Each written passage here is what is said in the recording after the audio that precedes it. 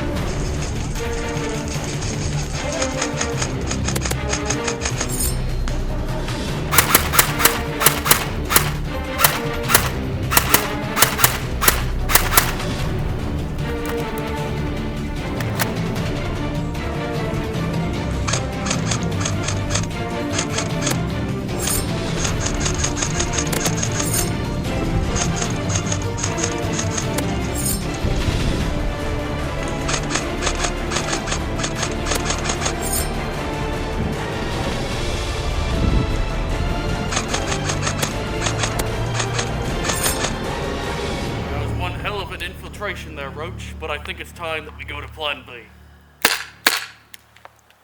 Get in there. Welcome to Wolfsden, and to all of our new viewers, it is, as always, great to have you here today for a video that many of you have been asking for pretty much every time that this replica here in front of me gets featured into a video. I know it has been quite some time since we've done a deep dive like this. The last one I believe that I did was the M4, the MW2 inspired M4, which was quite a while ago. This video has been meaning to be done for quite a while. As you can tell, I might look a little different from the intro. And also, well, you guys can't see, but there's not snow on the ground anymore. Sorry. That's the power of editing for you. Speaking of which, I hope you guys like the fit. I figured I would channel my inner favelas today. Oh yeah, I'm going to hit you in the nostalgia feels today, don't worry. Now, as I mentioned, many of you have been asking for this deep dive for quite some time, And I apologize that it hasn't come sooner. Some other things got in the way, and it just kind of got put on the back burner. But it's finally time. We're finally going to talk about it.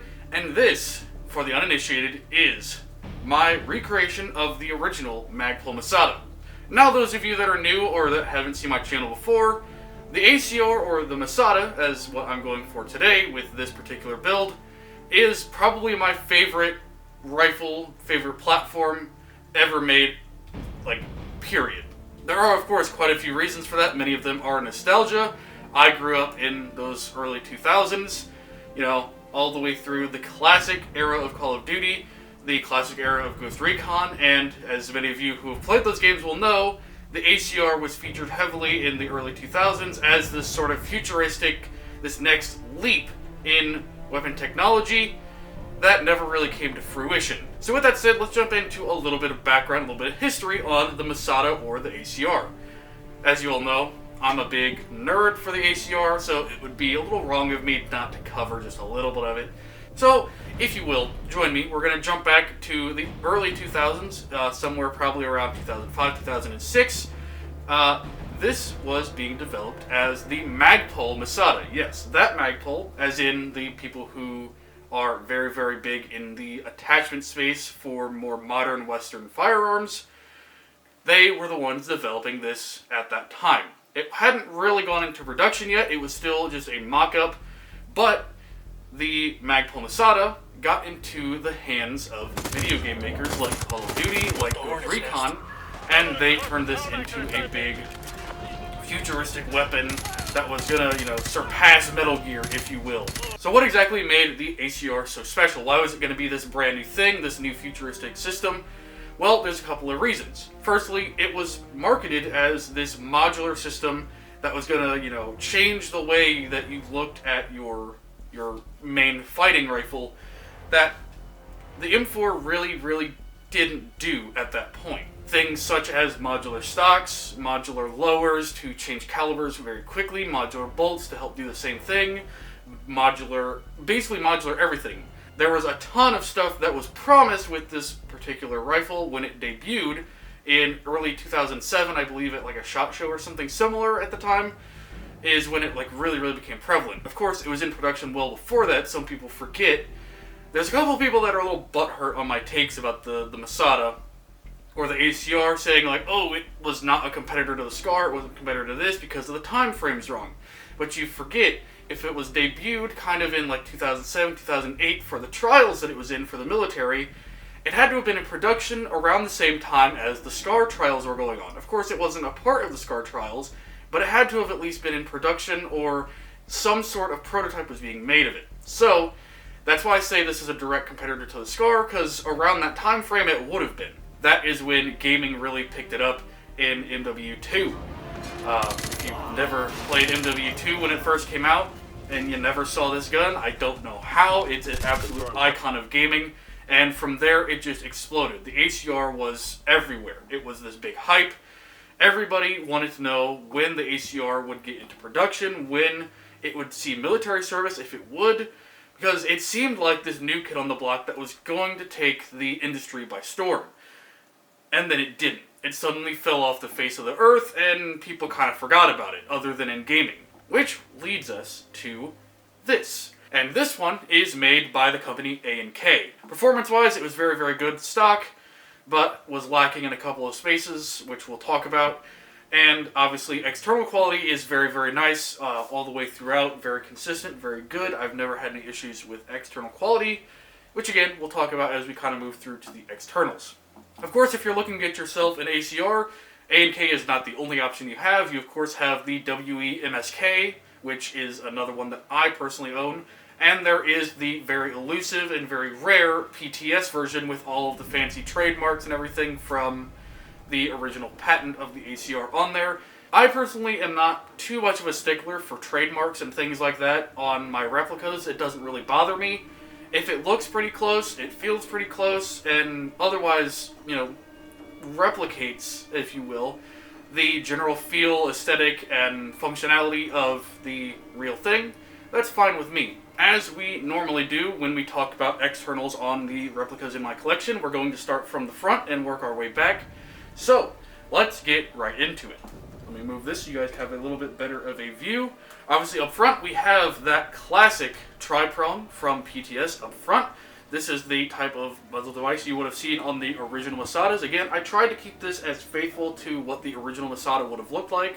If you guys go back and look at some of the promotional prototype stuff, this little guy is very, very prominent on the ACR because it was kind of being developed by Magpul and PTS around the same time. In coordination with the ACR, because this was kind of part of their modularity ploy. And there's a reason. If you see, there is this little notch right here, which is actually not a notch, it is a thread, specifically a 51T thread. Now, what that allows you to do is part of the whole ACR modularity shtick, which is this little bad boy right here. This, for anyone that doesn't know, is an AAC 2000 suppressor. Obviously, for a Airsoft replica, it is a mock suppressor. It is, you know, there's no baffles or anything in it, but the purpose is the same. You see, if you have this little muzzle device on the front, like we have here, you can take this right here. It goes right on, and it threads right on.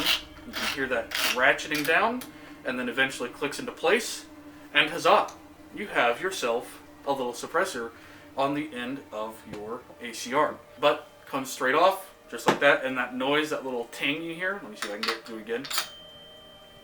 I don't know if that's going to come across on camera, but that right there, if you don't bust your nut over that, I don't know what to tell you, because that is a very, very nice sound. You sometimes get that when you're firing as well, and it's super, super cool. But that little tri-prong is there on the front, threaded on with 14mm negative, which is the standard for Airsoft. Thank the Lord. A&K, you are a G.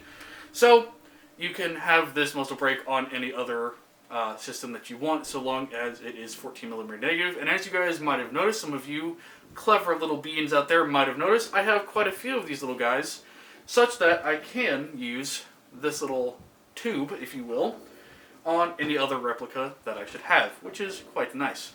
Moving back from the iconic muzzle brake here, we have our 14.5-inch outer barrel on this particular model. Unlike my Remington one, it is not the short boy, it is the carbine length. Not quite the long boy with the 16 or like the SPR with the 20, but it is the middle of the road with that 14.5-inch barrel. And just like the real thing, if you were to punch this out here, I'll go ahead and do this for you because this is actually kind of neat.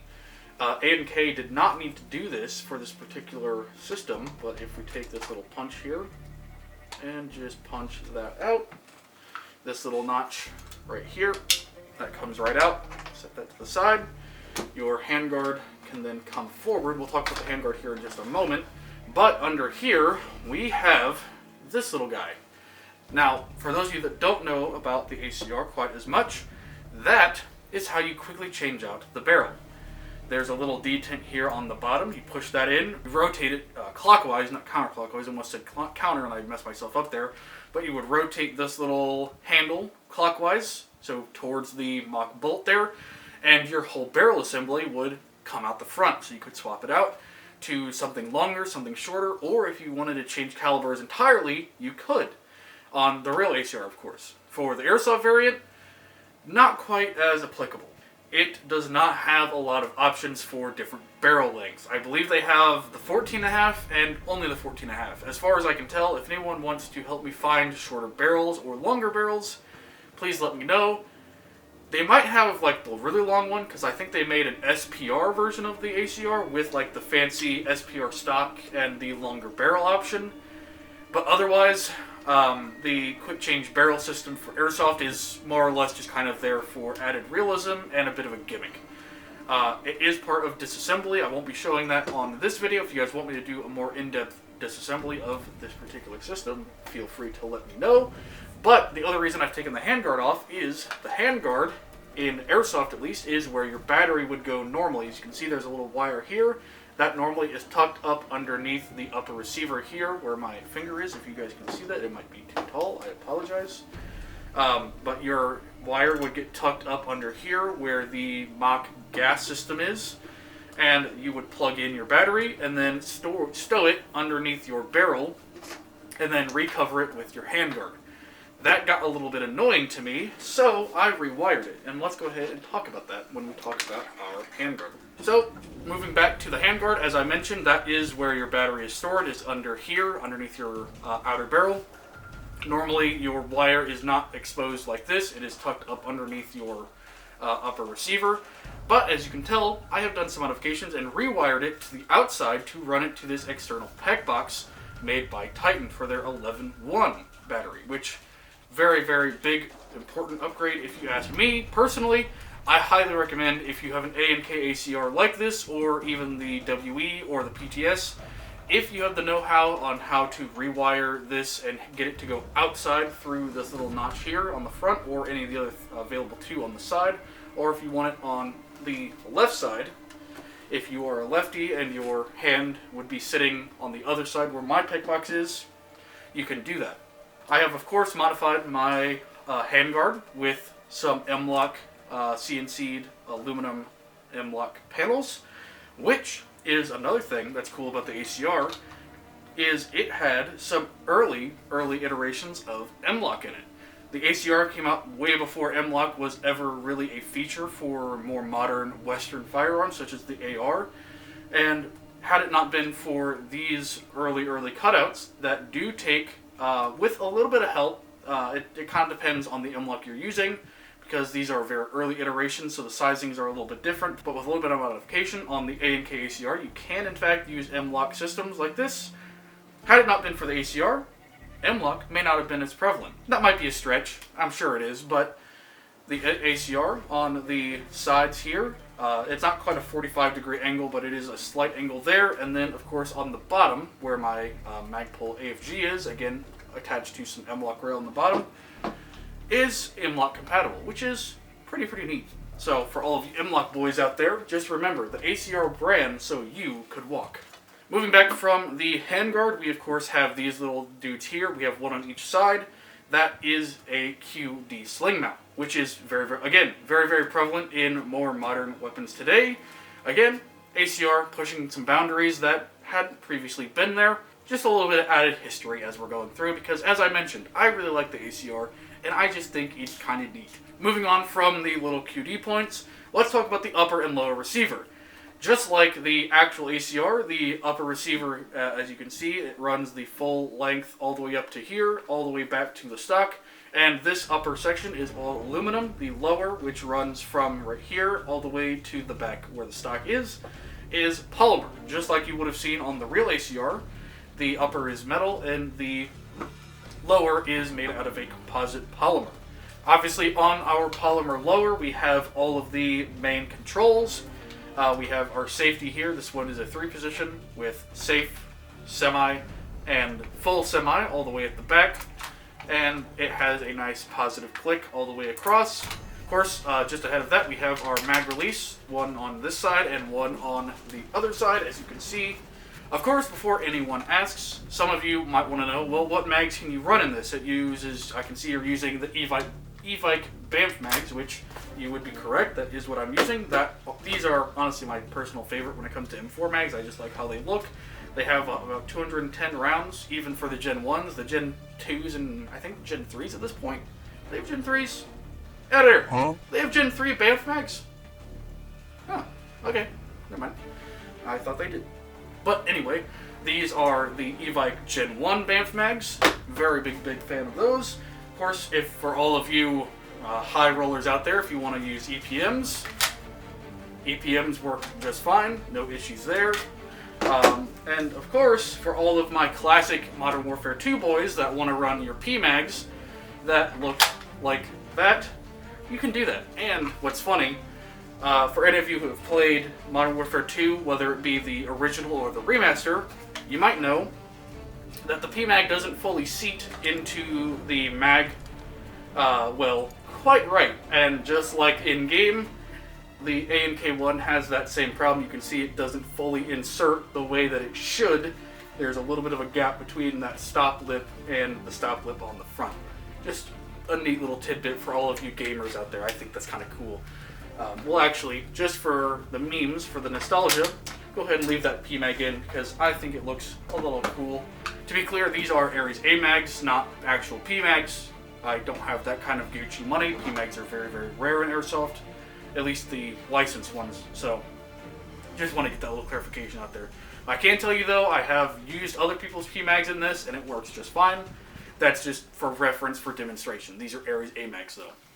Of course, just behind the magwell, you do have your bolt release. But before we talk about our bolt release, we of course have to talk about how you can use your bolt release, because it is functional. So, if we flip this around to the other side, you can see the charging handle is just underneath my EOTech here, which is weird, because on the real ACR, the actual one, and on my MSK, the charging handle should be up here. I think they probably moved it back for battery space, which is fine, because on the MSK, battery space is definitely a little more tight because the battery is, again, held in the handguard, but they moved it back. My guess is for battery space, but the charging handle is here. It is not ambidextrous like everything else is, unfortunately, but you pull this all the way to the rear. Getting a little caught on my EOTech, there we go. And then when you hear that positive click, it locks into place. You can flip it around to the other side, and you can see right there, that is how you access your hop-up system right there. It's a little slider right inside there, if I remember. Have a little close-up image of the little slider there so you guys can get a better look at that. But whenever you're done messing with your hop-up, you just slide your finger down, whether it be your index finger if it's up here by your magwell, or you can lift up your middle finger and push this down, and it slides forward. The bolt release, mag release, and safety are all ambi as well. Again, that was a pretty new thing for systems like this. The ACR kind of picked that one up. The SCAR, from what I remember, is not ambi, at least not the original version of it on everything, but the ACR is. So, you know, again, just not picking at the SCAR, I'm just pointing out a little bit of difference here. Moving back from the charging handle and bolt, we of course have to talk about the arguably the most successful and iconic piece of the ACR, which is the stock. Now, it is no secret whatsoever, and unfortunately it has become a meme on the channel, as I did the cursed gun images for a while on shorts. A lot of you thought it was funny to send me pictures of this stock being slapped onto other things, and I'm not a fan of that. But with that said, it is hard to deny that probably the most successful piece of the ACR is the stock. And there's a couple of reasons for that. Number one, it's just comfortable. Number two, it just looks really good. But aside from this stock looking pretty damn good on this thing and being very, very comfortable to shoulder, because it, you know, it fits very nice into that crook of the shoulder or whatever you want to call that. I'm not a scientist. I don't know what that's called. Someone in the comments tell me what that is, but that just shoulders like right in there. Really, really good. Feels very nice. But let's talk about some of the features. As you guys can tell, obviously it does have multiple position. It has all the way from this first position all the way back to here for its 6th position. So just like any standard AR stock, it is a 6 position stock. Slides all the way forward. All you have to do is there's a tab here and then an identical one on the other side. You squeeze those together and pull to whatever position you have and just listen for that positive click. Something to keep in mind with the A&K version specifically is, let's say you are using the included sling mount, whether here or here, the QD or the little loop. If you let it hang from the stock, it'll just do this and come straight out without you ever pulling on it. Not exactly great for the stock to be doing that, so just be cognizant if you do have the A&K version that you don't sling it like single point from right here. The one thing that the ACR in the A&K department does not have versus the other ones is normally on an ACR, these two little holes here on the back of the stock, or the front of the stock, however you want to look at it, normally have a sling loop right here if you want a single point or dual point from here and here, or on the other side if you want to loop from 2 different sides, I guess. Not the ideal way to do that, but you can, I guess. That to me is a lot better of a sling point. The A&K doesn't have that. The MSK does, and we're going to pull the MSK out here in just a minute for something else that the stock can do that this one doesn't really like to do. The last feature of the stock that makes it so neat, at least in my opinion, If we back this off here, you do need a little bit of space to do it. But this little part up here, you can see it's like a little cutout. It is a cheek riser. So let me get my other ACR because it'll be able to demonstrate this just a little bit better. This is obviously my other ACR. The feature that I want to point out that this one has a little bit better than the A&K is this. If you pull that section back, you can see it disconnects a little bit more, and you can pull it up and push it back forward for a slightly higher cheek weld. Now, for me personally, I don't have a lot of utility in that because I don't use a lot of optics that are a bit taller than, say, like the EOTech that I have on this one. But I will admit, if you have an optic that's a bit taller on the top rail there, and you need that extra bit of lift for a cheek weld, that does work quite well. Obviously, you can just leave it flat, or you can raise it up, but know that if you want to do so, the stock cannot be all the way forward because you need room to pull that back. It needs to be back just a bit, so you can pull that back, pull this up, and go forward, and then you can collapse it back down. Collapse it back down like so if you want it to be as short as possible with a slight bit more height.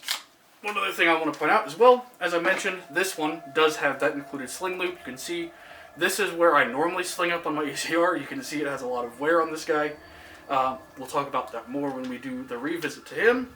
But if there's one thing I could change on the A&K compared to the WE, that's like a real problem, would be that included sling loop. Just, I think that would be a nice quality of life thing to have, so to speak, for the A&K version versus this one. Let me put this down, and we'll head outside and do a little bit of range testing, if you will. So, we are out here with the A&K Magpul Masada. You think it's a different day? No, it's not. Shut up. As I mentioned before, this thing has been tricked out basically all the way through, from the gearbox to the hop-up system to the barrel. Everything in here is basically upgraded by yours truly, and I think it shows. And especially when you drop it down into family mode. Now, if that doesn't sound like a performing monster, I don't know what does. And most of you picked up on that pretty quickly in the video that this first dropped in on over there on Bing when we were using it at Barrels Field. Now, what exactly is this thing really capable of? Well, I'm glad you asked. See, when you run this to the chrono, the way I have it set up right now, you're getting somewhere between 1.6 and 1.8 joules, which is field legal-ish, depends on where you're playing, and just in general what the rules are for your particular field. And it's running somewhere between 350 to 400 FPS. Again, can be a little spicy just depending, but that's why having it tuned nicely for semi really makes it completely fine if you know what you're doing with it. We of course have it wired outside to this nice Titan PEG battery that, for those of you that watch AMS, you'll know this is not the same one that I had with it for AMS, because this one's actually on there, whereas the other one had snapped off and, well, free-willing off the side, if you will. Now, of course, me just saying things and saying words to you really doesn't mean much, so I think it's time for our now regular cream soda penetration test. So, let's head over to the table and we'll see what this thing can do. Much like we've done before, we of course have, you guys already know how this works, we've got our 6 cans, you know how it's going to go.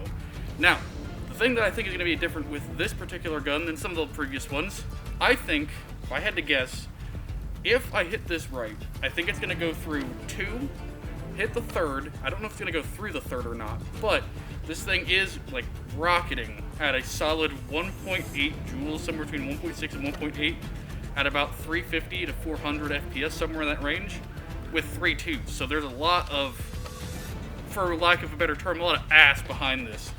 And I really think this is going to shoot through at least 2 of them, maybe go into the 3rd, but we'll see. It's really going to come down to how these things move once it impacts, but I'm optimistic, so let's see how it does. Lining this up appropriately. Looks like we got a pretty good line here, all in good shape, and in 3, 2, 1. Okay, they didn't really move a whole lot. Interesting. That one all the way in the back rocketed out. We can already, I don't know if you can see that, I can already tell it went straight through the first one. A nice little hole there in the front. Exit out the back. Dead. Entrance on the second. Exit on the second. So I was right there. And looks like, I don't know for sure, but looks like it hit the third, didn't enter, and just bounced out somewhere else. So it lost all of its energy coming out of the second one, hitting the third, and rocketing somewhere off around us. I'm pretty sure that's the impact. I think that was facing this way, like this, and then spun around that way. I don't know for sure, but it looked like I was right. So, Magpul Masada definitely got some oomph to it. Either way, let's go ahead and head back inside, and we'll dive into the guts of this a little bit more detail. Now that we are back from our little bit of range testing there, hopefully that gave you guys a little bit better of an idea of the performance that we're getting out of this guy. And now we can talk about how we're getting that performance, because obviously this is not a stock A&K ACR. I've done quite a bit of work to this. This has been my workhorse for quite a number of years, and there's a lot going on underneath the hood, so let's talk about it. Right here, this is a version 2 gearbox. Obviously it's not the one that's inside of here. This is just like a little practice build that I've been working on kind of in the off time. Not quite the same as what we have in here, but it will be a good visual representation for what we have going on in here, since I'm not going to be doing like a full breakdown and like tearing this whole thing down to show you guys what's inside. First, let's talk about the barrel, hop-up, and bucking assembly. Starting with the barrel, we of course have a Prometheus 6.3 Tightbore inner barrel measuring up to a 407mm length. Prometheus, of course, is kind of my go-to for inner barrels if I'm doing a 6.03 for, say, like an AEG like we have here. I've used Angel Customs. You can do ZCI. I know a lot of people like ZCIs as well. Whatever you want to use, I am currently using a 407. And that brings it literally to the edge of this muzzle brake, so you're getting the most amount of length possible without having any sticking out the front of the muzzle. Of course, paired with that barrel, we do have a very, very nice bucking being made by RA Tech called their Reaps Devil A+ bucking. That one in particular is a 70-degree bucking with a slightly different curvature to the inside, patch, if you will. From what I know, it's not the most well-known bucking in the world. When I first got this thing upgraded, that was the bucking that was recommended to me, and it has been absolutely cooking it since I first installed it. No issues whatsoever. I don't know if they're still made the same now. That's been quite a few years at this point, and that bucking is still yet to fail, which is surprising because, as some of you resident techs may know as well as I do, buckings normally need to get replaced every year to 2 years. This one's been trucking for 5+ without having to get changed, which is absolutely absurd to me. Never had to mess with the bucking. It still hits consistently where I need it to once I have everything set, on the dial and everything. Very solid bucking, very much recommend, assuming that they still make them to the same quality as they did when I first got mine. Obviously things can change, manufacturing can change, but the Devil A+ from RA Tech, very solid, can't complain. Moving back to the hop-up chamber and the nub, oddly enough, both of those are actually stock from the A&K. Yeah, the stock nub is still in here, and the stock hop-up chamber, as you guys could see earlier, still in there. Unfortunately, the hop-up chamber is proprietary, so there aren't a lot of options for upgrades anyway. I know WeTech makes an upgrade for this particular one, oddly enough, but not their own, which is weird. I just haven't done it. There's really not a need to. This thing holds its hop very, very well, not having any issues. So I just haven't had a need to change that to an upgraded hop-up chamber anyway. Now that we've talked about the barrel, bucking, and nub and hop-up chamber and all that, let's talk about the gearbox. There's a couple of things that I want to discuss before we talk about all the stuff that's in it. Firstly, the gearbox that is currently in here is not the first gearbox that was in here. The original A&K gearbox I used for many, many years, and it ran just fine. However, after a while, I noticed that there was a slight issue. Again, I'll use this for demonstration. If you notice here on this gearbox, this front half here connects to this upper section and then to this bottom section.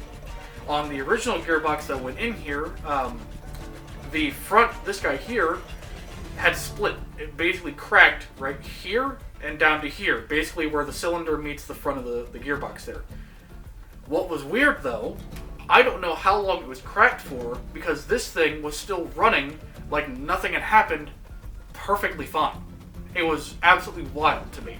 When I realized that it had a crack in it, it was only because when I pulled the bolt back, there was a much more visible gap between the cylinder. Sorry, it's getting caught on my EOTech here. So if you pull this all the way back, you can see there's the front of the gearbox shell right there, and there's the cylinder. There was a very noticeable gap between the cylinder and the front of the gearbox, and there was a huge crack along the top of it. I didn't realize that for I don't know how long. I have no idea how long it was like that. But when I did, obviously it was like, okay, I need to fix that. So the gearbox that's in there now is not the stock gearbox. It is a SEMA Sport, like, complete gearbox. The frame, at least, is still in there.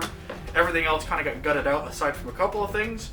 Things that stayed from the SEMA gearbox were the onboard MOSFET, which is actually very, very good. I believe they called it the Zeus 2 or something like that. I don't know if they still call it that anymore, but when I got it, it was called the Zeus 2. New SEMA Sport gearboxes, I can say from experience, don't have the same onboard MOSFET. Don't know why. But what's kind of neat about this MOSFET, if I plug it in here, it sings to you when it turns on, kind of like the Gate Titans or Asters do. It's kind of neat. I don't know why, I just think it's fun. It's like, oh, hey boss, are you ready to play? Yeah, sure am, bud. Let's go shoot stuff. I don't know, I just think it's funny. So obviously that is still in there, and then the spring guide from the SEMA, because it is a quick change gearbox, is still in there. Other than that, everything else in here is, we have a long laundry list of things that is in this gearbox that is different. So, let's go down the laundry list. Follow with me. If I remember, I'll try to have the stuff up here so you guys can see it all. Stock items we have are the nozzle, the cylinder, and the cylinder head. I don't know why, but A&K must have been really feeling themselves with the cylinder head and the cylinder itself, because both are really, really well compressed. They fit together so well that it's almost impossible to take them apart, and they just run super, super well. So the stock cylinder and the stock cylinder head that you get with the ACR, you can keep those bad boys. They work really, really well. The nozzle, on the other hand, it's not the best nozzle, but unfortunately it's proprietary, and there's not a lot of places that I've seen that have upgrade parts for the nozzle that goes into that. For anyone who doesn't know, the nozzle is this little guy that protrudes out of the front. It's not this length, it's probably like that long, where my finger is from the base here, probably like that long. So it's a longer nozzle, and I haven't been able to find an upgrade one that fits into here super well. So it still has the stock nozzle, and it has the stock cylinder, which is what this red thing is right here, and the head that goes on the front of the cylinder that holds the nozzle in place. That is all stock from the original gearbox of the A&K ACR. Those three items, very good. The nozzle is decent, it's palatable. The cylinder and cylinder head are like really good. Compression wise, really, really good compression on those two items. Now that we've covered the stock items inside this gearbox, let's talk about the stuff that was added in as upgrade parts after the fact. Starting with the easy stuff, we obviously have, moving back inside the cylinder, we have an aim and garter polycarbonate piston head mounted to a Kratos piston made by Angel Custom. You guys know I really, really like my Kratos piston from Angel Custom. This gun has it, my MP5 has it, the Evo has one, the M4A1 that I had on the channel not too long ago also has a Kratos piston. You guys know I really, really swear by that piston. It's very, very durable, very solid. It has a nice row of steel teeth that I've never had an issue from. Very, very good piston. Exactly what's in here as well, along with that aim garter piston head. Very good combo in my opinion, and with that really nice cylinder and cylinder head, you get really, really good compression out of this bad boy, which allows you to get really good range, really good accuracy and distance, even for the lower power springs that can go into this. Moving back from the piston and piston head, we get to the gear set. Currently in here, I have a 16:1 gear set from SHS. Now I know when I say SHS, a lot of my tech boys out there might wince a little bit, because SHS, they're a budget brand, to be sure. They're a budget brand, but don't hate on them too soon. The SHS gears that I have on here, the 18-to-1s that I have in my M4A1, the 16-to-1s that I have in my MP5, and in the Evo are all very, very good.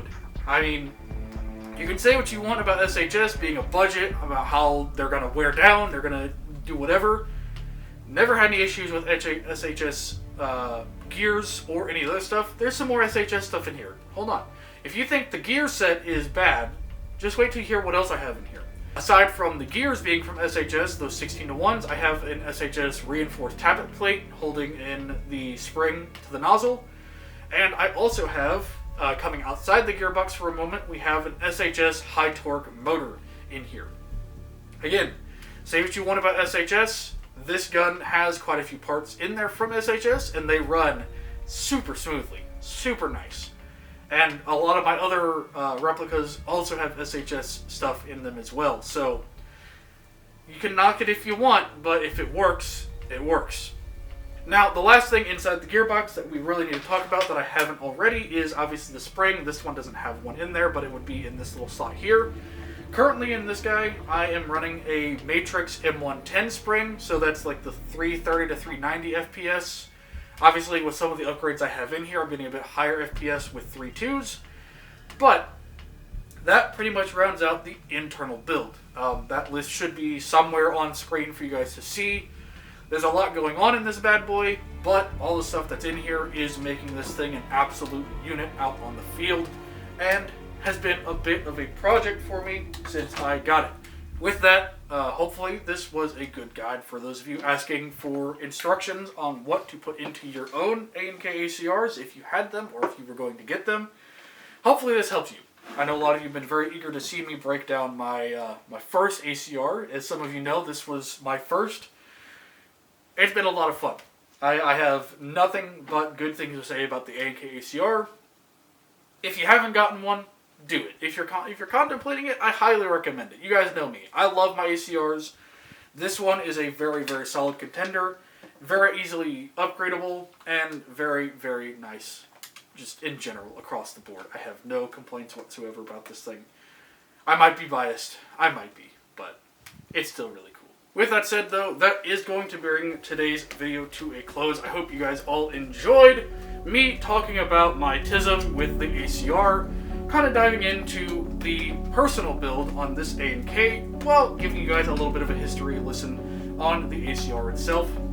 Of course, if there's anything that I missed, whether it be internals or externals that you would like to know about this particular replica, let me know down in the comments below. I would be more than happy to help you out if you're looking to get something like this, because after all, at the end of the day, if I can get another ACR into somebody else's hands and they have a good time with it, that's a win in my book. Of course, if you guys enjoyed, be sure to leave a like, because that does help get this video in front of more of our community members, which I am very thankful for. Thank you guys again for helping us get to 2.5 thousand. This is kind of our milestone video for 2.5 thousand, if you will. If there's anything else you guys want me to do for getting to 2.5 thousand, let me know. If there's something on the merch store that you guys want to have, whether it be like a celebration of 2.5 or something along those lines, let me know.